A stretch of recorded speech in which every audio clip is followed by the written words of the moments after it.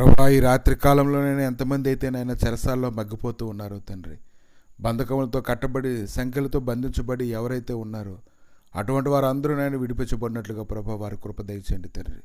నీ సమాధానం అనుగ్రహించండి నాయన. వారు తమ కుటుంబాలతో గడుపునట్లుగా ప్రభా మరలా నూతనమైనటువంటి జీవితంలోనికి వారు అడుగుపెట్టినట్లుగా నీ గొప్ప సమాధానకరమైన సన్నిధిని వారికి తోడుగా ఉంచి అధికారులకి కనిక్రమను పొంది నాయన విడిపం పొందినట్లుగా సహాయం అనుగ్రహించండి.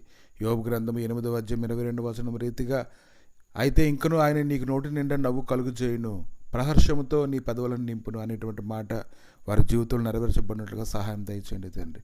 నాయన వారి వెలుపలికి విడిపింపబడి ప్రభా నాయన గొప్ప నూతనమైన శ్రేష్టమైనటువంటి జీవితంలోకి అడుగుపెట్టి నాయన నీకు మహిమకరంగా జీవించినట్లుగా వారికి సహాయం దయచేయండి.